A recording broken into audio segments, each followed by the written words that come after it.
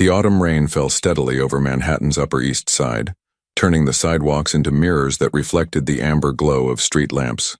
It was the kind of evening where the city seemed to hold its breath, where the usual chaos softened into something almost melancholic. Inside St. Augustine's Preparatory Academy, however, there was nothing soft about the silence that had fallen over the administrative wing. Principal Margaret Holloway sat behind her mahogany desk, her hands clasped so tightly that her knuckles had turned white. Across from her, a woman in an expensive navy suit checked her watch for the third time in as many minutes, while her husband, a man whose tailored black coat probably cost more than most people's monthly rent, stood by the window, his phone pressed to his ear, speaking in low, urgent tones. "Mrs. Holloway," the woman said, her voice sharp with barely contained frustration. "Our son has a bruise on his arm. A bruise. From another student. This is supposed to be one of the finest private schools in New York City." Margaret cleared her throat, choosing her words carefully. "Mrs. Wellington, I completely understand your concern. The incident this afternoon was unfortunate, but I must emphasize that the situation has been handled according to our protocols." "Protocols?" Mr. Wellington turned from the window, ending his call. "Your protocols don't seem to be working. That's the third incident this month involving the same child." Margaret felt her stomach tighten. She knew exactly which child they were referring to. Everyone at St. Augustine's knew. The Davis boy's father has been difficult to reach regarding these matters. The temperature in the room seemed to drop several degrees at the mention of that name. The Wellingtons exchanged a glance that spoke volumes. Fear, calculation, resignation. "We're transferring Oliver to Dalton Academy," Mrs. Wellington said finally, standing up and smoothing her skirt. "Effective immediately. We'll send someone for his belongings tomorrow." Margaret wanted to argue, wanted to point out that Oliver Wellington had actually been the one who started the confrontation that afternoon by taking Matthew's book, but she knew it wouldn't matter. The Wellingtons were the third family to withdraw their child this semester, and it was only October. After they left, Margaret sat alone in her office, listening to the rain against the windows. She pulled out Matthew Davis's file, thin, despite him being enrolled since kindergarten. Excellent grades, exceptional test scores, particularly in mathematics and reading comprehension. But the behavioral notes painted a different picture. Does not interact with peers, refuses to participate in group activities, extremely withdrawn, and then, more recently, incident in cafeteria, altercation during recess, destroyed classroom materials. What troubled Margaret most wasn't the behavior itself. She'd been an educator for 32 years and had seen plenty of troubled children. What troubled her was the look in Matthew Davis's eyes. At 6 years old, he had the gaze of someone much older, someone who had seen things no child should see. There was an emptiness there that was almost haunting. She picked up her phone to call Victor Davis once more, knowing it would go to voicemail like all the others. The voice that answered was automated, professional, revealing nothing. Margaret left another message, her 7th this month, then gathered her things and headed out into the rain. Several blocks away in the restaurant district near Central Park, Romano's was beginning its Friday evening service. The Italian restaurant had been a neighborhood fixture for 43 years, known for its authentic cuisine, warm atmosphere, and loyal clientele. The dining room glowed with soft candlelight, and the scent of garlic, basil, and fresh-baked bread filled the air. Hannah Moore pushed through the kitchen doors, balancing 3 plates with practiced ease. At 24, she'd been waitressing for 6 years, ever since her sophomore year of college when her father passed away, and she'd needed to help with bills. She'd planned to finish her education degree, but then her mother got sick, and plans had a way of changing when medical bills started arriving. "Table 7 needs water," called Marco, the head waiter, as Hannah delivered her plates to a family celebrating someone's birthday. "On it," Hannah replied, grabbing a pitcher and making her way through the dining room. She moved with efficiency born of experience, her dark hair pulled back in a neat ponytail, her smile genuine despite the exhaustion she felt in her bones. This was her second job of the day. She'd already done a morning shift at a coffee shop, and she had an overnight stocking shift at a grocery store starting at 11. "Hannah, sweetie, Mrs. Romano called from behind the bar where she was polishing wine glasses. The restaurant owner was a round woman in her 70s with kind eyes and an accent that had never quite left despite decades in New York. "You look tired. When did you last have a day off?" "I'm fine, Mrs. Romano," Hannah assured her. refilling water glasses at table 7. Really? That's what you always say. Mrs. Romano shook her head, but said nothing more. She'd known Hannah since she was a teenager, knew about her mother's declining health, knew that Hannah worked herself to exhaustion, trying to keep up with the medical expenses. She'd given Hannah as many shifts as she could, even when business was slow. The evening progressed in its usual rhythm. Families sharing meals, couples on dates, business dinners winding down. Romano's had a comfortable, old-world elegance that made people linger over their wine and conversation. Hannah navigated it all with practiced grace, her mind partly on the table she was serving, and partly calculating whether she'd have enough for her mother's medications this month after the rent was paid. She was heading back to the kitchen when Marco caught her arm. "Hannah, table 12 just got seated. Antonio's section, but..." He lowered his voice. "It's the Davis party." He asked if you could take it. Hannah glanced toward table 12, one of the larger booths in the corner. She could see several men in expensive suits, the kind of men who carried themselves with a particular type of authority that made everyone around them slightly nervous. In the center of the booth sat a small boy with dark hair, dressed in a tiny designer suit that probably cost more than Hannah made in a month. "Why me?" she asked, though she was already untying her apron strings to retie them, straightening her posture. Marco shifted uncomfortably. "They've been here twice before. Both times there were problems. Antonio's nervous, Giuseppe's nervous, everyone's nervous, but you," he shrugged. "You have a way with difficult customers." Hannah wanted to laugh at that. She didn't have a way with anyone. She simply treated everyone with basic respect and kindness, which apparently was remarkable enough to be notable. "Okay, I'll take it." As she approached table 12, she could feel the subtle shift in the dining room's atmosphere. Other servers were steering clear of that corner. Conversations at nearby tables had dropped to hushed whispers, and even Mrs. Romano had emerged from behind the bar to watch with concern. The men at the table were discussing something in low voices when Hannah arrived, but they fell silent as she approached. The one at the head of the table, clearly the one in charge, had sharp features and eyes that seemed to calculate everything. His dark suit was immaculate, and there was something in his bearing that spoke of power and danger in equal measure. "Good evening," Hannah said with her professional smile, pulling out her notepad. "Welcome to Romano's. My name is Hannah, and I'll be taking care of you this evening. Can I start you off with something to drink?" The man, Victor Davis, though Hannah didn't know his name yet, studied her for a long moment. It was the kind of look that probably made most people uncomfortable, but Hannah had dealt with plenty of difficult customers. She met his gaze steadily, waiting. "Water for the table," he said finally. "Bring us your wine list. And a lemonade for my son." Hannah's eyes shifted to the boy for the first time. Matthew Davis sat perfectly still, his small hands folded on the table in front of him. He couldn't have been more than 6 or 7, but there was something unsettling about his composure. Most children his age would be squirming, looking around, playing with their napkin or silverware.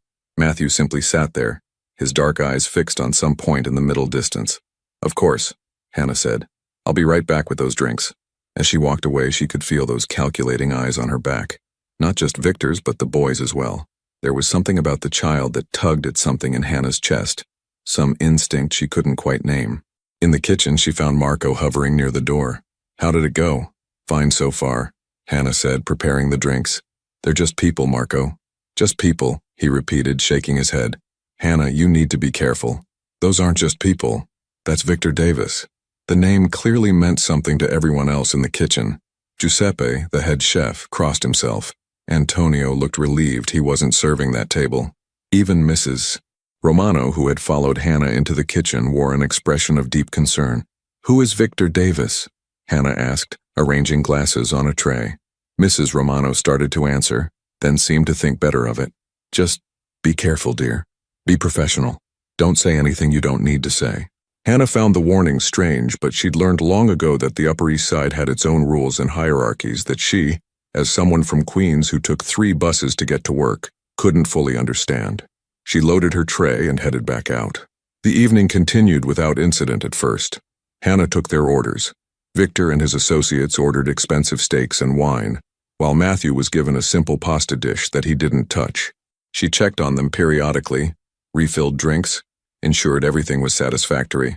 The men talked business in voices too low for her to hear specifics, and Matthew sat motionless, staring at his untouched plate. It was during her fourth check-in, as she was clearing their appetizer plates, that things began to shift.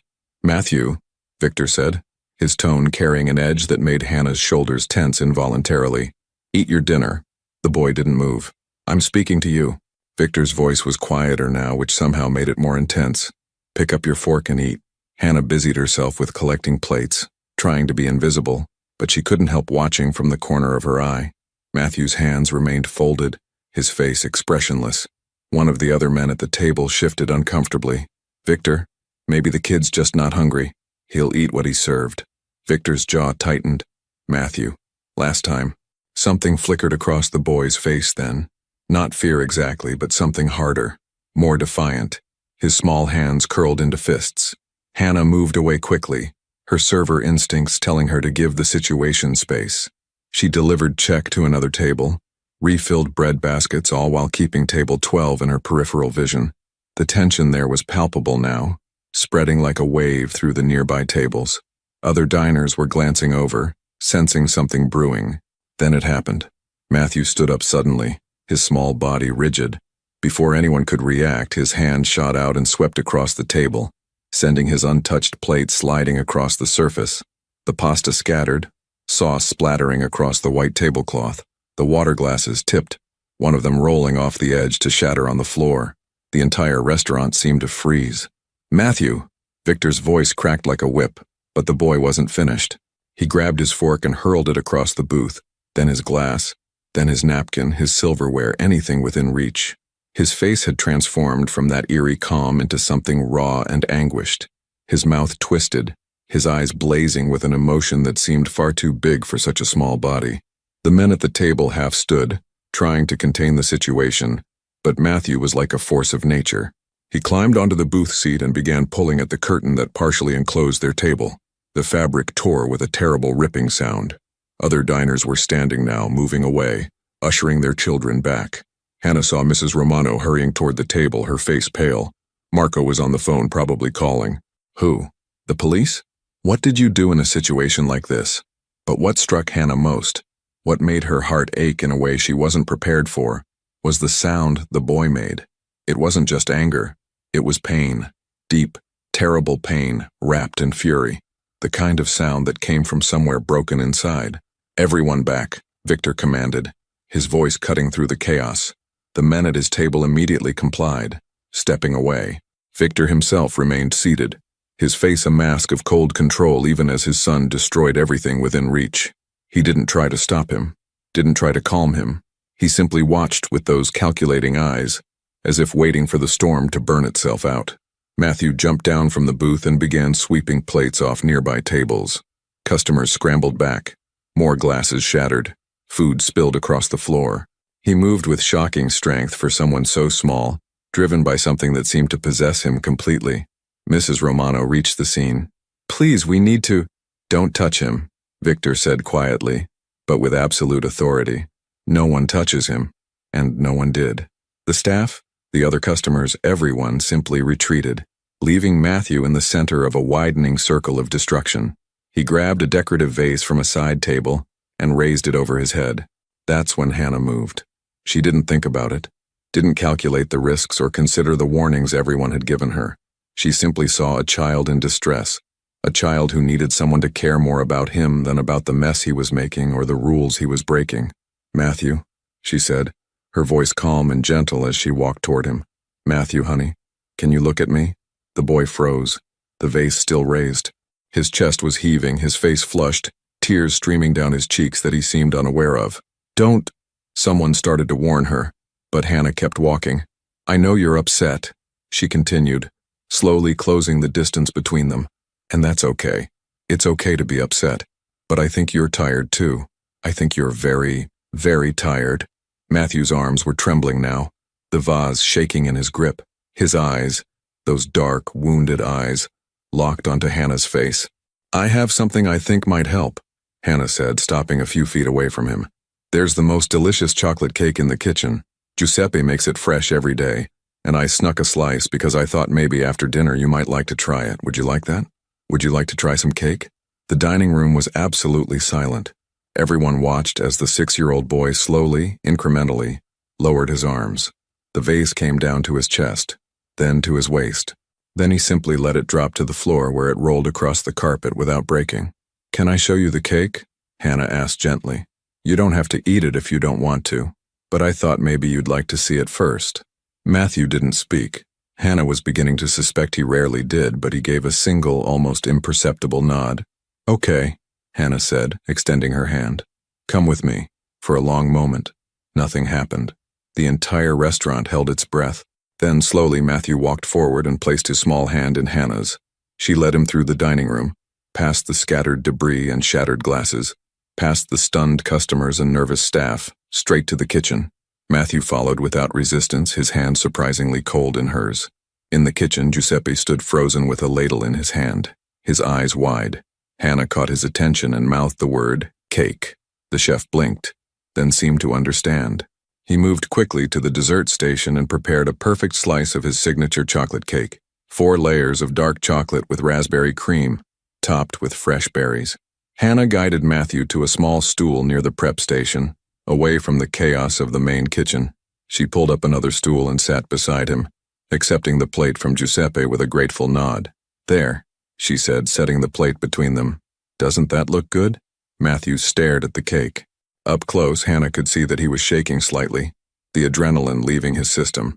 His face was blotchy from crying, his expensive little suit askew, his hair disheveled. He looked for the first time like exactly what he was, a 6-year-old child. "You don't have to eat it right now," Hannah said softly, "but it's here if you want it. Sometimes when I'm having a really hard day, something sweet helps. Not because it fixes anything, but because everyone deserves something sweet sometimes. Especially on hard days." Matthew reached out slowly, his small fingers wrapping around the fork. He lifted a tiny bite of cake to his mouth, chewed, swallowed, then took another bite, and another. Hannah sat with him in comfortable silence, not pushing, not asking questions, just being present. In the background, she could hear the dining room being cleaned up, hushed conversations, the sound of Marco apologizing to customers. But here, in this small corner of the kitchen, there was just a little boy eating cake and a waitress who had decided that kindness mattered more than protocol.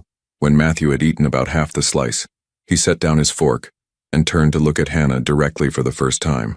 His eyes were red-rimmed but clear, and in them she saw something that broke her heart, a desperate, aching loneliness. "Thank you," he whispered, his voice hoarse and small.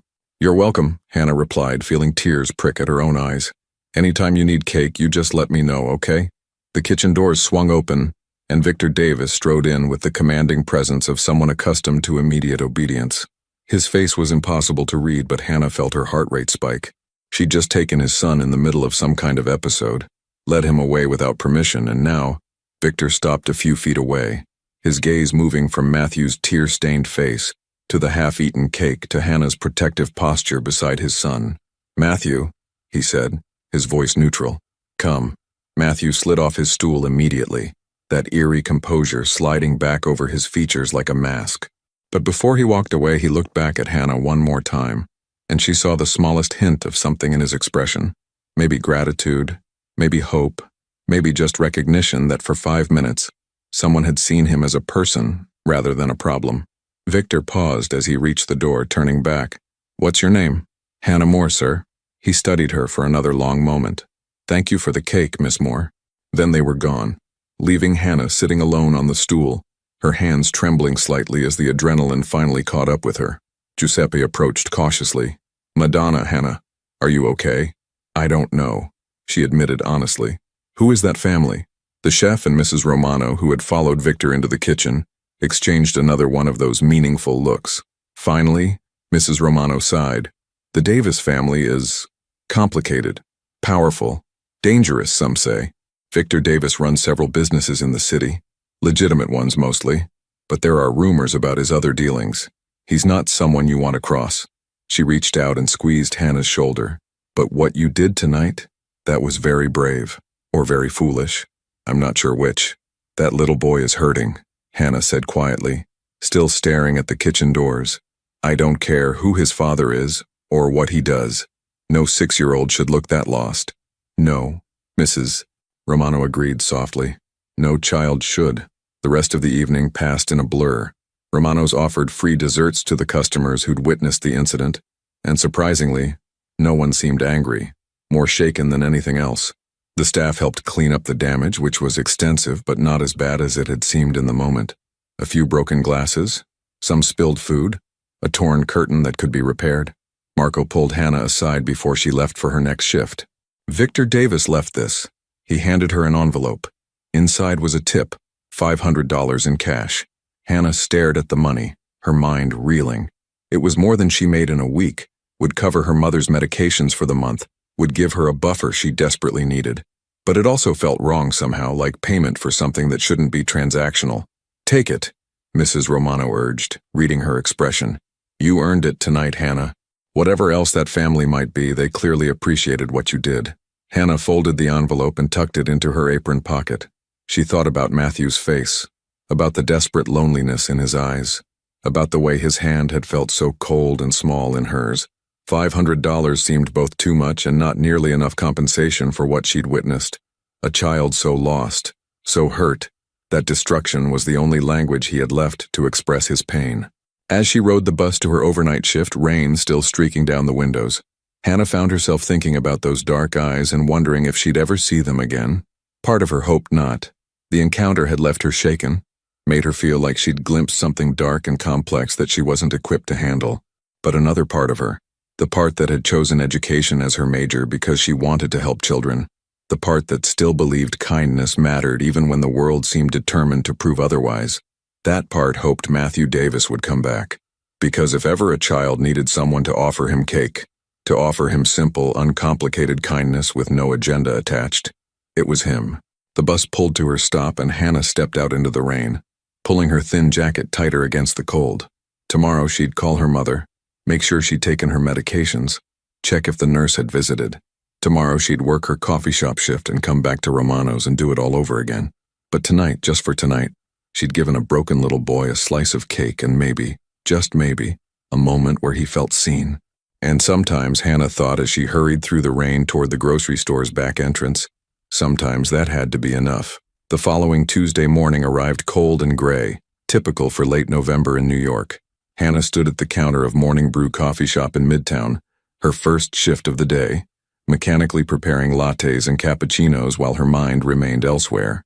She'd worked the overnight stocking shift at the grocery store, grabbed 3 hours of sleep on her friend's couch, closer than going home to Queens, and now faced another 12-hour day. "Earth to Hannah," called Derek, her co-worker, waving a hand in front of her face. "You just put salt instead of sugar in that cappuccino." "What?" Hannah blinked, looking down at the cup. "Oh no. I'm so sorry. I'll remake it." Derek gently took the cup from her hands. "I've got it. You look exhausted. When did you last sleep more than 4 hours?" "I sleep plenty," Hannah lied, already reaching for the next order ticket. But her hands were trembling slightly, and she knew Derek noticed. "Hannah," his voice was softer now, concerned. "You're running yourself into the ground. This can't be sustainable." Before she could respond, her phone buzzed in her pocket. She pulled it out to see a text from her mother's nurse. Rose had a difficult morning, breathing troubles. "She's stable now, but asking for you." Hannah's chest tightened. "Derek, I need to make a call. Can you cover for 5 minutes?" "Of course, go." She stepped into the back room, her hands shaking as she dialed. The nurse, Patricia, answered on the second ring. "Hannah, honey, don't panic. She's okay now.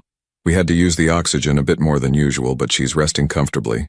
"I should come home," Hannah said immediately, already mentally calculating if she could afford to miss her shifts. "No, sweetie.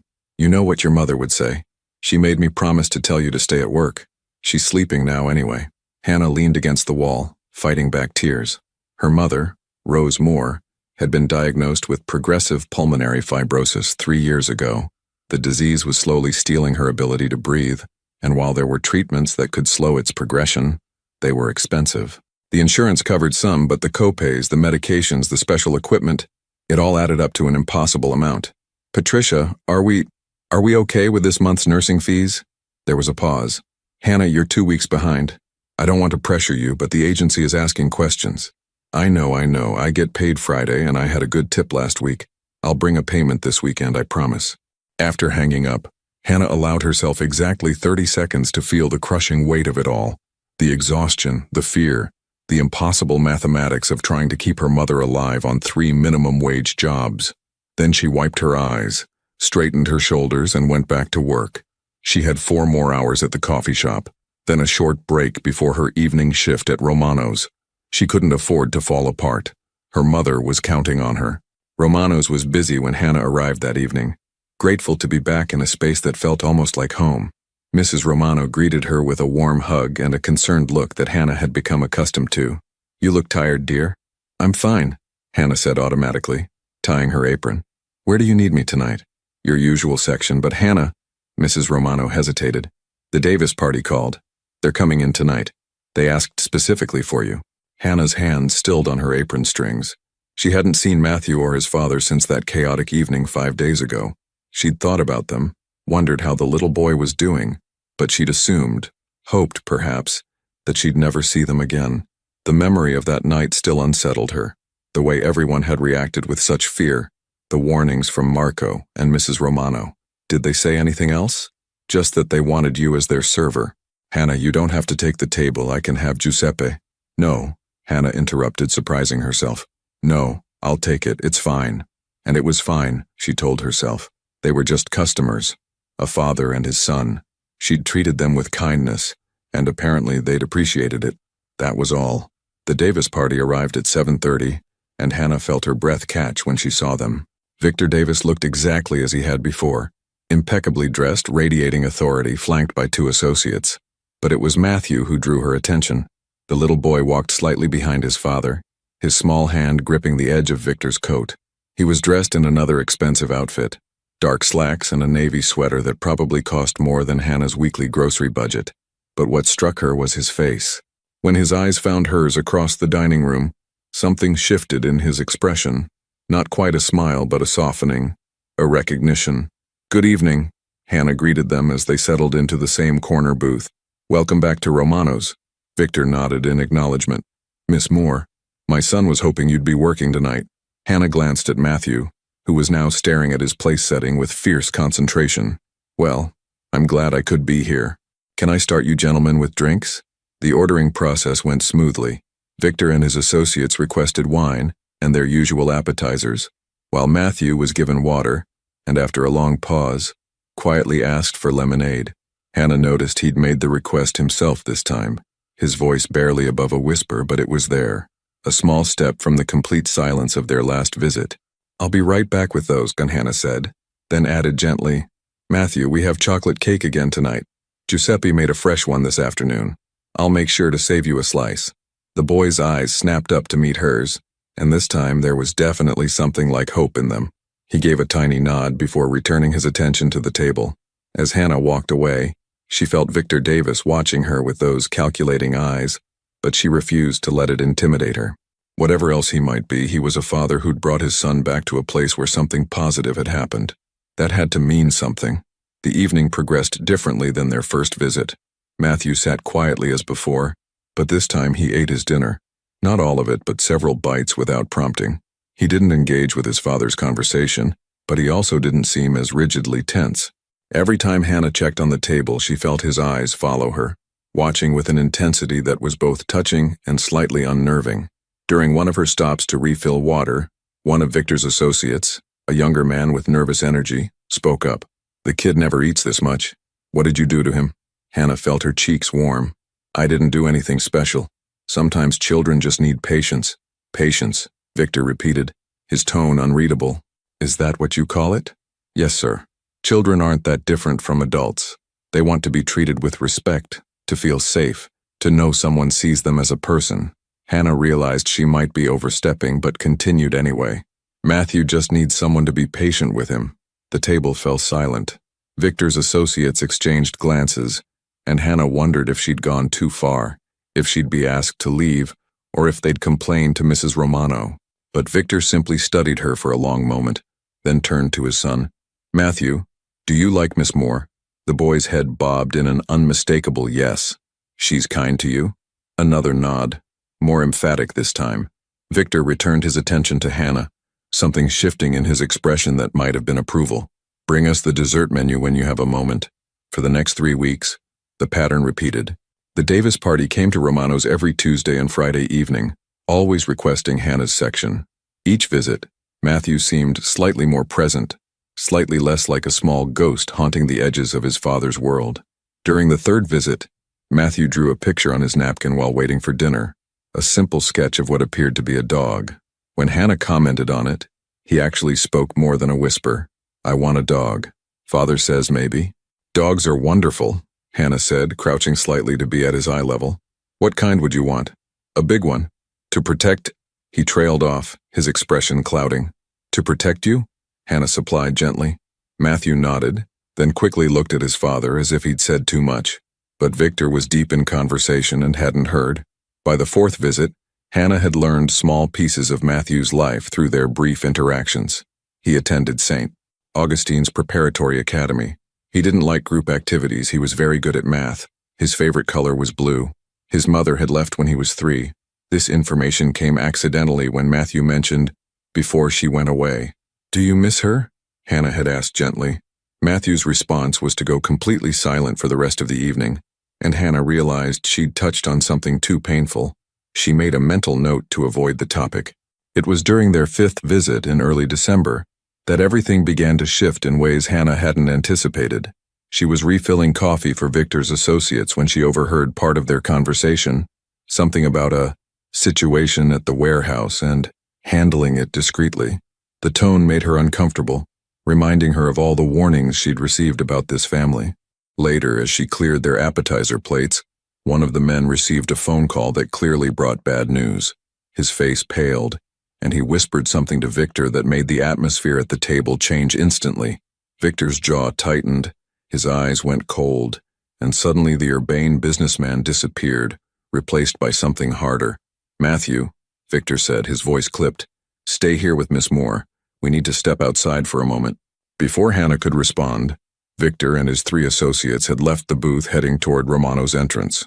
Matthew sat alone in the large booth, his small frame seeming even tinier in the sudden absence of adults. Hannah glanced around.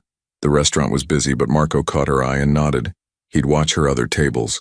She slid into the booth across from Matthew. "They'll be back soon," she assured him, though she had no idea if that was true. Matthew stared at his hands folded on the table. "Something bad happened. You don't know that?" "Something bad always happens." His voice was flat, matter-of-fact, and far too weary for a 6-year-old. "That's why we have to leave places. That's why people are scared." Hannah's heart broke a little more. "Matthew, honey, look at me." He raised his eyes, and in them she saw the truth of his existence. A child who'd learned too young that the world was dangerous, that his father's business involved things that made people afraid, that normal wasn't something he'd ever be allowed to have. "Not everyone is scared," Hannah said softly. "I'm not scared of you. I think you're a smart, kind boy who's dealing with very difficult things, and that's not your fault. People leave." Matthew's voice was so quiet she almost missed it.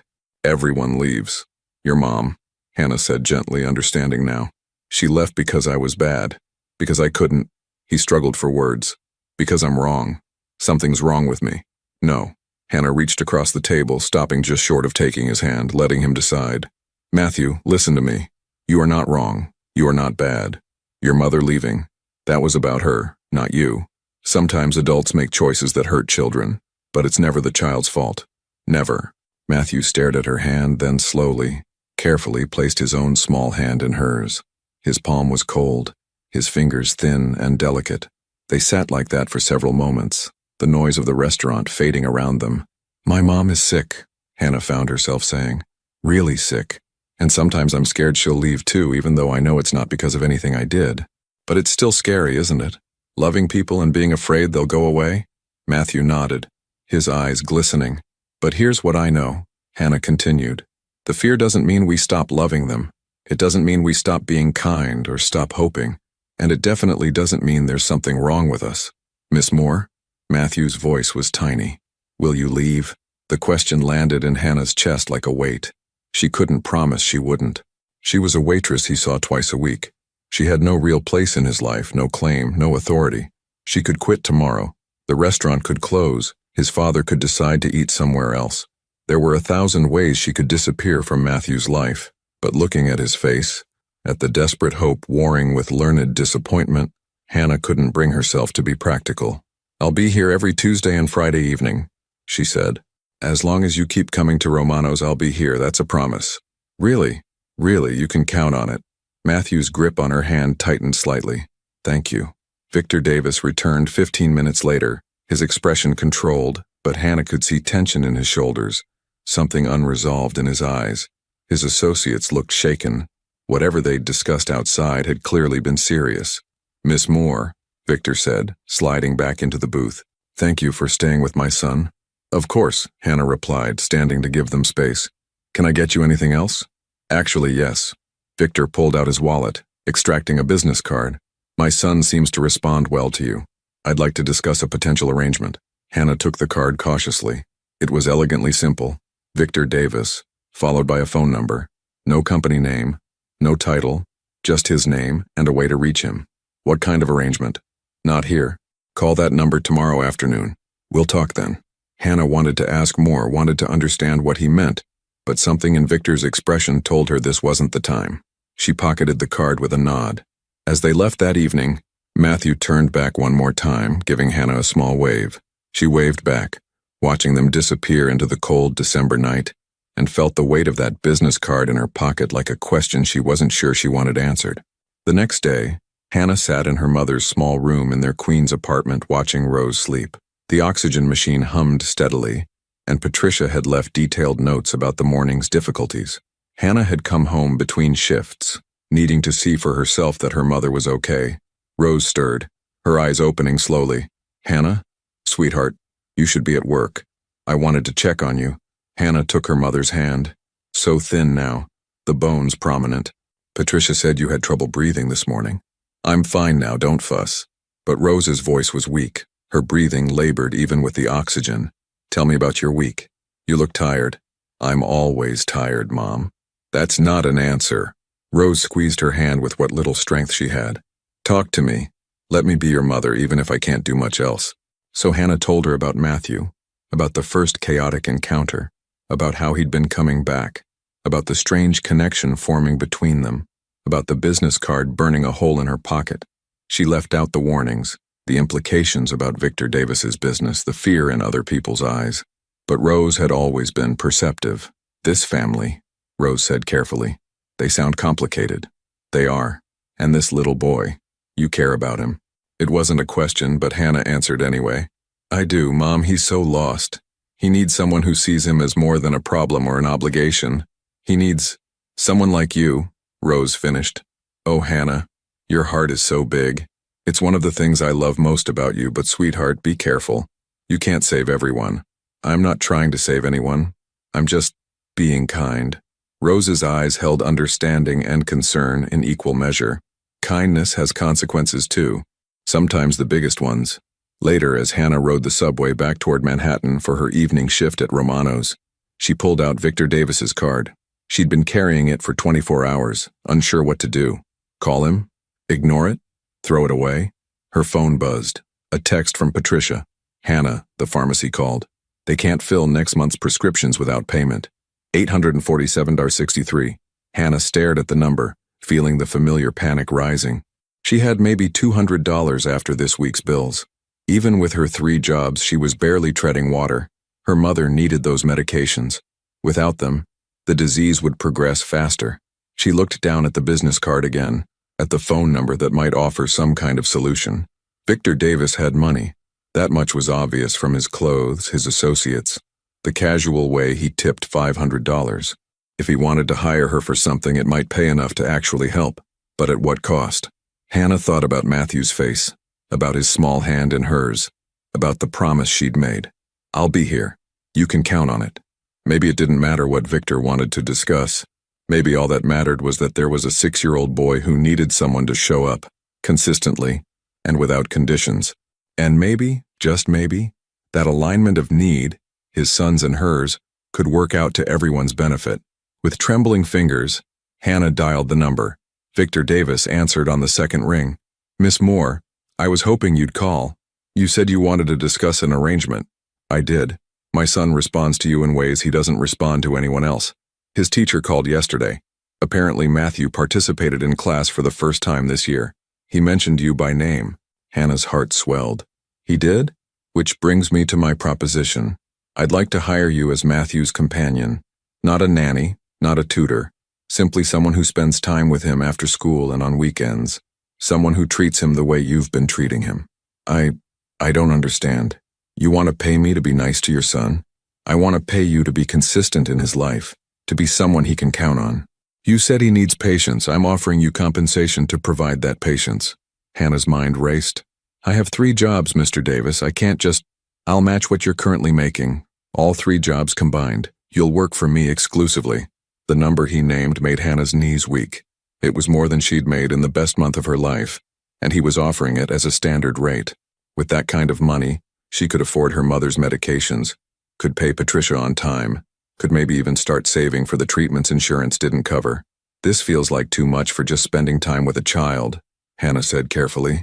My son's well-being is worth any price, Miss Moore. The question is whether you're willing to accept. Hannah thought about her mother's labored breathing, about the pharmacy bills and the nursing fees and the crushing weight of impossible mathematics.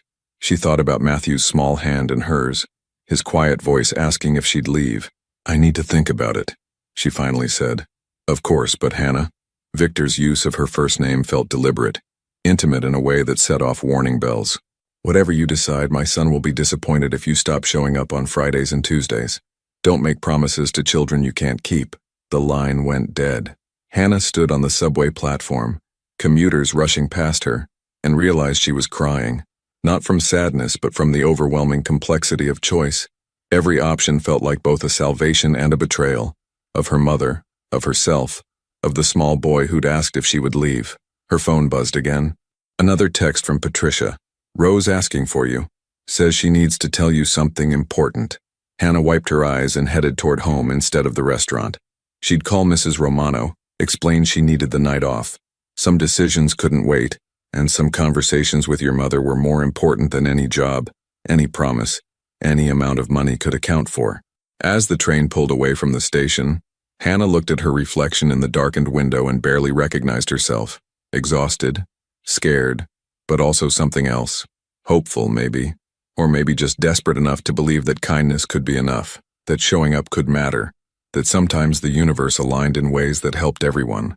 She closed her eyes and let the motion of the train carry her home, toward her mother and the conversation that would help her decide what to do about Victor Davis, his broken son, and the impossible choice between safety and showing up for someone who needed her. Whatever happened next, Hannah thought, at least Matthew would know that for these few weeks, someone had seen him, someone had stayed, and maybe, just maybe, that would be enough to make whatever came next worth the risk. Hannah sat across from her mother in the small living room of their Queens apartment, the winter afternoon light filtering through thin curtains. Rose was propped up on the worn sofa, oxygen tubes in her nose, a blanket across her lap despite the heater running. She looked smaller somehow, more fragile than she had even a week ago. Tell me again what this man is offering, Rose said, her voice steady despite the effort it took to speak. Hannah repeated Victor Davis's proposition, watching her mother's face for any sign of judgment. But Rose simply listened, her intelligent eyes never leaving Hannah's face. It's a lot of money, Mom. Enough to cover everything. Your medications, Patricia's fees, the equipment. Enough that I wouldn't have to work 3 jobs anymore. But, Hannah smiled despite herself. Her mother always knew there was a but. But something feels complicated about this family. People are afraid of them. Mrs. Romano, Marco, even customers at the restaurant, they all get nervous when the Davis family comes in.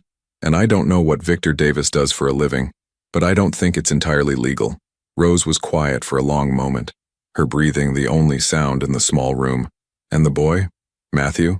Hannah's expression softened immediately. He's special, Mom. He's been through so much and he's so young. When I'm with him, he's different, calmer, more open. His teacher said he's been participating in class for the first time. I think I'm actually helping him. Of course you are. You've always had a gift with children. It's why you wanted to be a teacher. Rose paused, catching her breath. But Hannah, being good at something and being responsible for it are different things. If you take this job, you're not just helping a child for an hour here and there. You're becoming part of his life, part of that family's life. I know. And what happens when you want to leave? What happens if this Victor Davis isn't the kind of man who takes no for an answer? Hannah had been asking herself the same questions for the past 2 days. I don't know, Mom. I honestly don't know. Rose reached out, taking Hannah's hand with her thin fingers. Sweetheart, I need you to hear this. And I need you to really listen. I don't want you taking this job for me. Mom, no, listen. I know the medical bills are crushing you. I know you're working yourself to exhaustion. But Hannah, I would rather spend whatever time I have left with my daughter who's free to make her own choices than have her trapped in something dangerous because of me. Tears welled in Hannah's eyes. You're not a burden, Mom. You're my mother. Taking care of you is what I want to do. I know, baby. But take care of yourself too. If you take this job, make sure it's because you want to help that little boy, not because you're desperate to save me. Desperation makes us accept things we shouldn't. Hannah wiped her eyes, considering her mother's words. Was she desperate? Absolutely. But was that the only reason she was considering Victor's offer? She thought about Matthew's small hand in hers, about the trust in his eyes when he'd asked if she would leave, about the promise she'd made. I want to help him, Hannah said quietly. Matthew deserves someone who shows up for him consistently, someone who sees him as more than a problem to be managed. Then maybe this is the right choice, Rose said. Just promise me you'll be careful. Promise me you'll remember who you are and what matters to you. Don't lose yourself trying to save everyone else. I promise, Mom. Rose squeezed her hand. And Hannah, if you ever feel unsafe or trapped, you leave. You hear me? No amount of money is worth your safety or your peace of mind. You leave, and we'll figure out the rest. Hannah called Victor Davis that evening and accepted his offer. They agreed she would start after the holidays, giving her time to properly leave her other jobs and make arrangements. But in the meantime, she would continue seeing Matthew at Romano's on their regular schedule. The following Tuesday, when the Davis party arrived, Matthew's face lit up in a way Hannah had never seen before. It wasn't quite a smile. That seemed beyond him still. But his eyes brightened, and he walked directly to her instead of hanging back behind his father. Miss Moore, he said quietly, his small voice carrying carefully chosen words. I have something to ask you. Hannah crouched down to his level. What is it, Matthew? He glanced back at his father, who gave a slight nod of encouragement. Matthew reached into his pocket and pulled out a folded piece of paper, an invitation printed on heavy cardstock with gold lettering. My school is having a winter showcase, Matthew explained, his words coming faster than usual. Students perform things. I'm playing piano. Father said I could invite someone. Would you come? Hannah's heart melted. She took the invitation carefully, reading the details. The showcase was Friday evening at St. Augustine's Preparatory Academy. She had a shift at Romano's that night, but she knew Mrs. Romano would understand. I would be honored to come, Hannah said warmly. Will you play a song you've been practicing? Matthew nodded. Beethoven. For Elise. It's hard, but my teacher says I'm good at piano. It's the only thing I'm good at. Matthew, that's not true. You're good at lots of things. He looked skeptical, as if kindness was something he couldn't quite trust yet, but he carefully took the invitation back and placed it in Hannah's hands again, making sure she had it securely.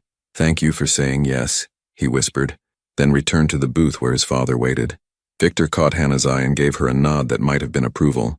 She tucked the invitation into her apron pocket, feeling the weight of yet another promise, yet another line being crossed between being a friendly waitress and becoming someone who mattered in this child's life. Friday evening arrived cold and clear. Hannah had borrowed a nicer dress from her roommate Sarah, a simple navy blue sheath that was more formal than anything she owned. She felt self-conscious as she approached St. Augustine's Preparatory Academy, an imposing brick building in the Upper East Side that practically radiated wealth and privilege. The lobby was filled with well-dressed parents, all looking like they belonged in a magazine spread about successful New Yorkers. Hannah smoothed her borrowed dress, suddenly aware of her second-hand coat and worn boots. Miss Moore, Victor Davis appeared beside her, seemingly from nowhere. He was dressed in a dark suit that probably cost more than Hannah's monthly rent. Thank you for coming. Matthew has asked for you 3 times already. I wouldn't miss it, Hannah said, meaning it. Victor studied her for a moment, his expression unreadable. Come, I'll show you to the auditorium. You'll sit with me. This surprised Hannah. She'd assumed she'd find a seat in the back, stay unobtrusive, but Victor was already walking toward the auditorium doors, clearly expecting her to follow. The auditorium was beautiful. Polished wood floors, velvet seats, a proper stage with professional lighting. Parents filled the rows, chatting in low voices. Hannah noticed how conversations seemed to quiet slightly as Victor passed, how people's eyes followed them. She saw the same careful distance she'd observed at Romano's, that subtle pulling away that spoke of fear or respect or both. Victor led her to seats in the third row, close enough to see everything, but not so close as to be presumptuous. As they settled in, Hannah noticed the whispers, the curious glances directed at her. Who was this young woman sitting with Victor Davis? What was her connection to the family? Ignore them, Victor said quietly, as if reading her mind.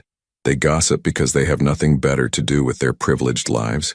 The showcase began with younger children, kindergartners singing holiday songs, first graders reciting poems. Hannah watched with genuine enjoyment, appreciating the innocence and enthusiasm of children who hadn't yet learned to be self-conscious. Then came the elementary performances. A girl played violin, another performed a dance routine. Each child was met with enthusiastic applause from proud parents. Finally, the presenter announced, Matthew Davis will perform Für Elise by Ludwig van Beethoven. Hannah felt her breath catch as Matthew walked onto the stage. He looked tiny up there, his dark suit making him seem even smaller against the vast space.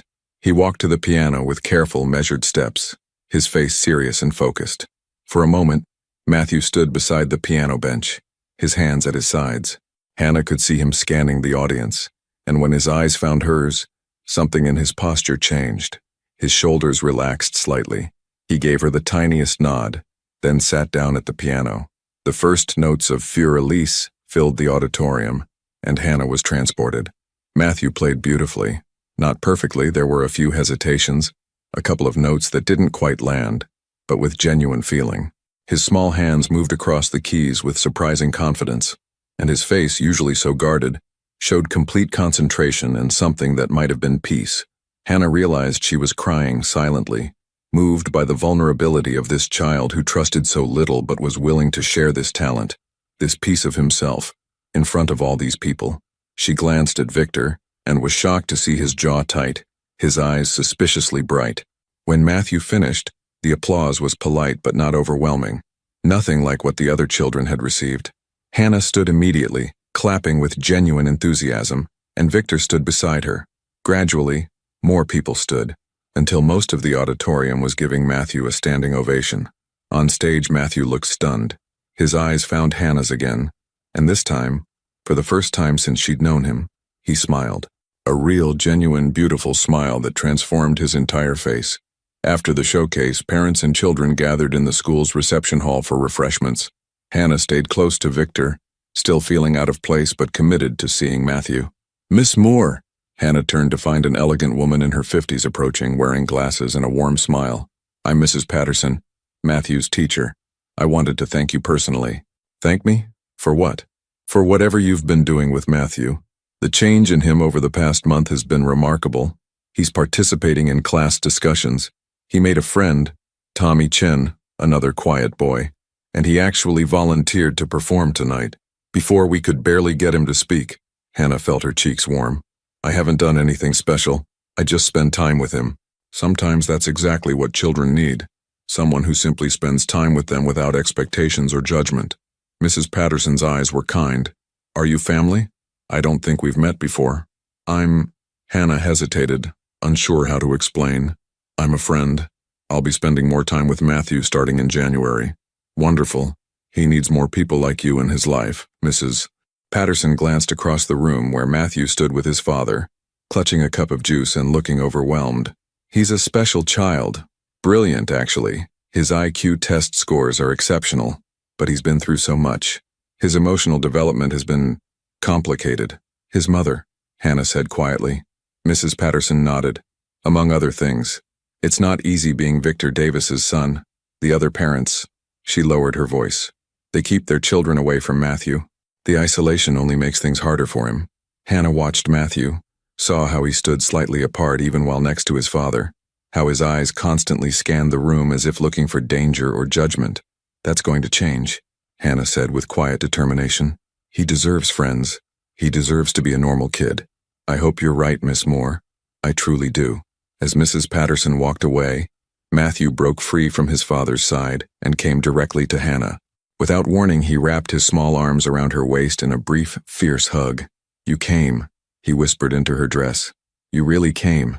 Hannah gently hugged him back, her heart breaking and healing simultaneously. Of course I came. I promised. Didn't I? People break promises. Not me. Not to you. Matthew pulled back, looking up at her with those dark, serious eyes. Miss Moore, Father says you're going to work for us, that you'll be with me after school and on weekends. Is that true? Hannah crouched down to his level. Yes, that's true. Starting in January, I'll spend a lot more time with you. We can do homework together or read or go to the park, whatever you'd like. Will you teach me things? Like a real teacher? If you want me to. What would you like to learn? Matthew thought seriously about this. How to be normal. How to make friends. He struggled for words. How to be good. Hannah took his small hands in hers.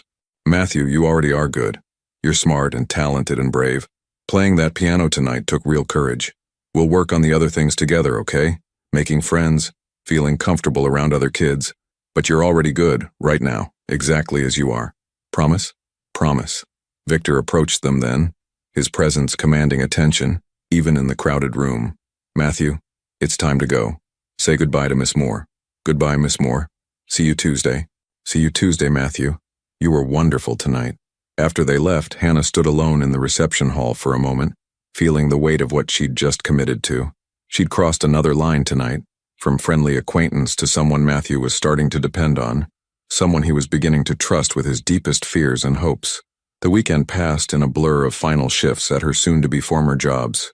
Hannah gave notice at the coffee shop and the grocery store, both managers understanding but sad to see her go. Mrs. Romano was the hardest. You're sure about this? The older woman asked, holding both of Hannah's hands in the restaurant's kitchen. Once you're in with that family, it's not easy to leave.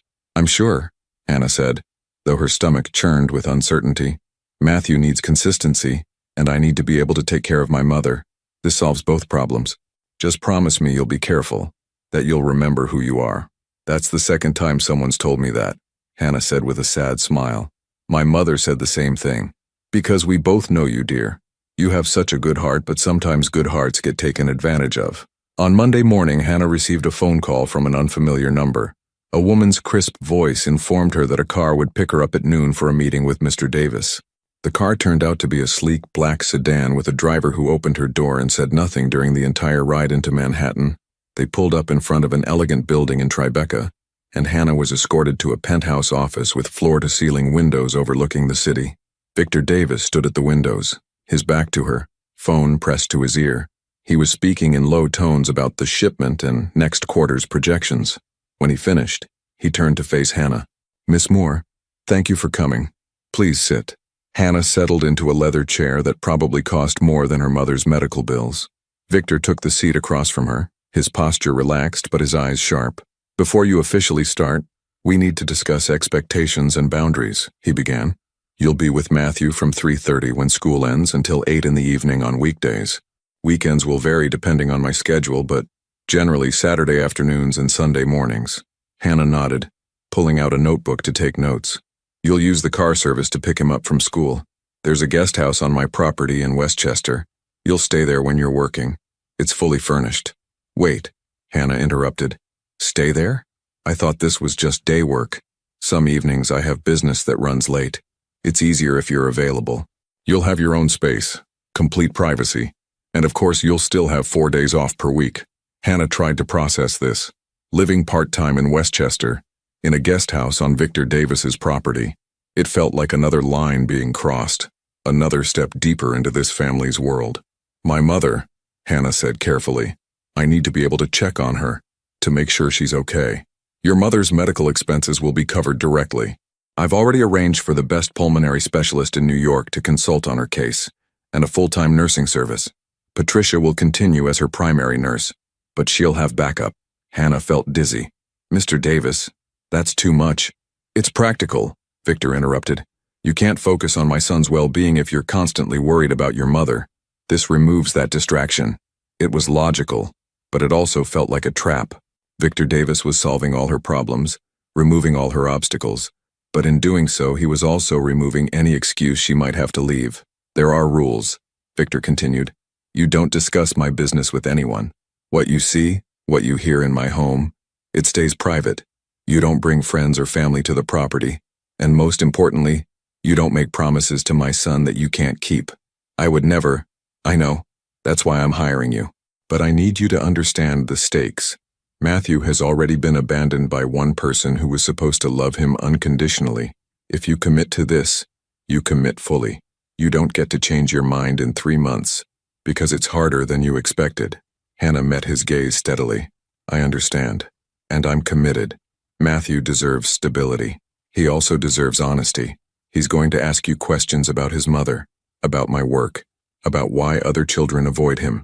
You'll answer those questions truthfully but age-appropriately. Don't lie to him, but don't give him more information than a 6-year-old can handle. What should I tell him about his mother? Victor's expression hardened almost imperceptibly. Tell him she made choices that took her away from him. Tell him those choices had nothing to do with him being lovable or worthy. Tell him, he paused, something flickering across his face. Tell him that sometimes adults fail their children, but that doesn't mean the child is a failure. In that moment, Hannah saw past the intimidating businessman to something more complicated. A father who genuinely loved his son but had no idea how to show it in healthy ways.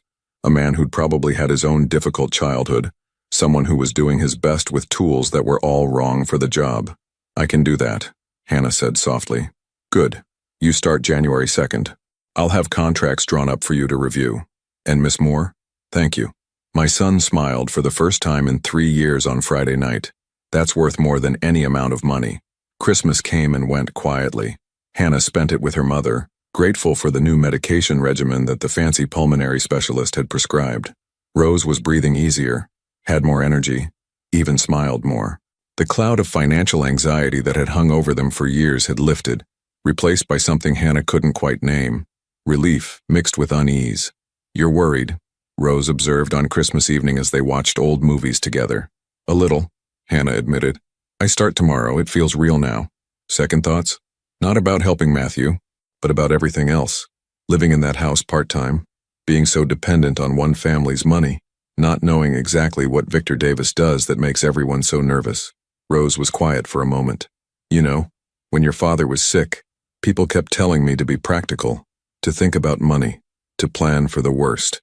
And I did. But I also made sure to hold his hand every day, to tell him I loved him, to be present for the time we had left. She turned to Hannah. Sometimes the practical thing and the right thing aren't the same, but sometimes they are. You're helping a child who needs you and you're taking care of me. That's both practical and right. What if it changes me? Hannah whispered. What if being around that world, whatever it is, makes me someone different? Then you'll feel it happening, and you'll make different choices. You're not trapped, Hannah. Not really. You can always leave if you need to. But as Hannah lay in bed that night staring at the ceiling, she wondered if that was true. Victor Davis had made it very clear that commitments mattered, that Matthew couldn't handle another person disappearing from his life. How could she leave if it meant breaking a little boy's heart? She thought about Matthew's face when he'd played piano, about his fierce hug in the reception hall, about his question, "Will you teach me how to be normal?" Whatever happened, whatever lines she crossed or compromises she made, she had to remember why she was doing this. Not for the money, not for security, but because a 6-year-old boy with dark, wounded eyes deserved someone who showed up, someone who stayed. Hannah closed her eyes and made herself a promise. She would help Matthew Davis become the person he was meant to be, teach him that he was worthy of love and friendship, show him that not everyone leaves, and somehow she would do it without losing herself in the process. Tomorrow she would step fully into Victor Davis's world. Tomorrow the real work would begin. Tomorrow, everything would change.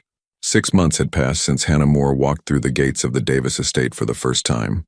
Now, on a warm June afternoon, she sat on a blanket in Central Park, watching Matthew play with Tommy Chen, the quiet boy from his class who'd become his first real friend. The transformation had been gradual but unmistakable. The child who once destroyed restaurant tables now laughed as he kicked a soccer ball, his face open and unguarded in a way Hannah had never imagined possible during those early days at Romano's. "Miss Moore, did you see that?" Matthew called, running over with flushed cheeks. "I almost scored." "I saw. You're getting really good," Hannah said, handing him a water bottle. "Having fun?" "So much fun." Matthew's smile was genuine, easy. "Can Tommy come over next weekend? We want to build that rocket we've been planning. I'll ask your father tonight." Tommy's mother, Lisa Chen, approached with a warm smile. She'd been initially hesitant about the playdate arrangement, but Hannah's consistent presence and Matthew's obvious progress had won her over. "Thank you for organizing this," Lisa said, settling onto the blanket. "Tommy talks about Matthew constantly now. It's wonderful to see them together." Hannah watched the boys return to their game, her heart full. This, children being children, making friends, experiencing joy, this was what she'd been working toward. The journey hadn't been simple. Those first months had tested Hannah in ways she hadn't anticipated. Living part-time at the estate meant witnessing aspects of Victor's business that made her uncomfortable. Tense phone calls, serious men in expensive suits, conversations that ended abruptly when she entered rooms. She'd kept her promise to her mother and to herself. She paid attention to how it made her feel, maintained her boundaries, and focused on Matthew. When Victor asked her to cancel plans to accommodate his schedule, she respectfully declined unless it was truly necessary. When she overheard conversations that troubled her, she didn't pretend she hadn't heard, but she also didn't pry. The turning point had come 3 months into her employment. On a cold March evening when Matthew had witnessed a heated argument between his father and a business associate, the boy had regressed, refusing to eat, withdrawing into silence, the old defensive behaviors resurfacing. Hannah had found him in his room, curled up on his bed, and sat beside him in quiet companionship until he was ready to talk. "Father is bad, isn't he?" Matthew had whispered finally. "That's why people are scared." Hannah had chosen her words carefully, remembering Victor's instruction to be honest but age-appropriate. "Your father makes choices in his business that are complicated. Some of those choices aren't good choices. But Matthew, that doesn't mean you have to make the same choices when you grow up. You get to choose who you want to be. What if I'm bad like him? You're not bad. You're kind and smart and talented. You care about people. I've seen you comfort Tommy when he was sad. I've watched you feed the birds in the garden because you worried they were hungry. Those are the choices that show who you really are. But what if I can't be good? What if something's wrong with me?" Hannah had taken his hand. "Matthew, listen to me. You are not broken. You are not wrong. You've been hurt, and you've learned some unhealthy ways to deal with that hurt. But every day, you're learning better ways. Every day, you're choosing kindness over anger, connection over isolation. That's not easy, and you're doing it. That's what makes you strong." The conversation had led to Hannah making a bold decision. She'd approached Victor the next morning with a proposal. Matthew needed regular therapy with a child psychologist, needed to attend regular school where he could interact with peers daily, needed structure and normalcy that the current arrangement couldn't provide. Victor's initial reaction had been defensive. "My son doesn't need a therapist, he has you. I'm not trained to help him process trauma, Mr. Davis. I can provide consistency and care, but he needs professional support too. And he needs more than just Tommy. He needs to be part of a community. You want me to send him to public school? I want you to give him the chance to be a normal kid. St. Augustine's is too insular, too focused on academic achievement. He needs recess and art class and field trips." The argument had been intense but ultimately productive. Victor had agreed, not immediately, but over the following weeks. Hannah had watched him genuinely consider what was best for his son, rather than what protected his image or maintained control. By April, Matthew was enrolled in a progressive private school with smaller class sizes and an emphasis on emotional development. He'd started seeing Dr. Sarah Goldman, a child psychologist who specialized in trauma. The changes had been remarkable. Now, watching Matthew play soccer with such unself-conscious joy, Hannah felt the validation of every difficult conversation, every boundary maintained, every moment she'd chosen to show up even when it was hard. "Hannah?" She turned to find Victor Davis approaching across the grass, dressed more casually than she'd ever seen him, khaki pants and a button-down shirt instead of his usual suit. He'd been making an effort lately to attend Matthew's activities, to be present rather than just providing. "Mr. Davis, Matthew's having a wonderful time." Victor watched his son for a long moment, something soft in his expression. "He's different now, happy. He's learning to trust that good things can last, because of you." Victor sat on the blanket, his presence still commanding, but less intimidating than it once was. "I want to discuss something with you. Matthew's birthday is next month. He wants a party. A real party with school friends. He's never wanted that before." Hannah smiled. "That's wonderful. He mentioned it to me. He wants a space theme. I'd like you to help plan it. And Hannah," Victor paused, seeming to struggle with words, "I'd like you to consider staying on permanently. not just as Matthew's companion, but as part of his life. He sees you as family. Hannah felt the weight of the request. Mr. Davis, Victor. After 6 months, you can call me Victor. Victor, she amended. I care deeply about Matthew, but I'm not his parent. Eventually, he'll need less intensive support. He'll grow up, become independent. My role should be temporary, or it could evolve. You could pursue your education degree. I'd pay for it. You could become his tutor, then eventually transition to pursuing your own teaching career while remaining in his life as family. The offer was generous, almost too generous. But Hannah had learned to look at the motivation behind Victor's offers. You want me to promise I'll never leave, she said gently. But Victor, the healthiest thing I can teach Matthew is that people's roles in our lives can change without that meaning abandonment. I can be important to him without being permanent. That's actually a healthy lesson, that love doesn't require forever to be real. Victor was quiet, processing this. Finally, you're right. I'm trying to control something I can't control. My son's therapist has been telling me the same thing. You're going to therapy too? Dr. Goldman suggested family sessions. To work on, he gestured vaguely, being a better father, dealing with my own issues so they don't damage him further. Hannah felt unexpected pride. That's really brave, Victor. It's terrifying, he admitted, acknowledging all the ways I've failed him. But watching him now, seeing him laugh, I want to be someone who deserves that laughter. They sat in comfortable silence, watching Matthew and Tommy play. The June sun filtered through the trees, and somewhere nearby a street musician was playing saxophone. It was a perfect New York moment, the kind that made you remember why people loved this complicated, exhausting city. Miss Moore, Matthew ran over, breathless and happy. Father, you're here. I came to watch you play, Victor said, and Matthew's face lit up even more. Will you play with us just for a little while? Victor glanced at Hannah, uncertain. She gave him an encouraging nod. All right, but I'm warning you. I haven't kicked a soccer ball in 20 years. Watching Victor Davis, businessman, feared by many, complicated and flawed, awkwardly kick a soccer ball with his son while Tommy laughed at his rusty skills, Hannah felt something settle in her chest.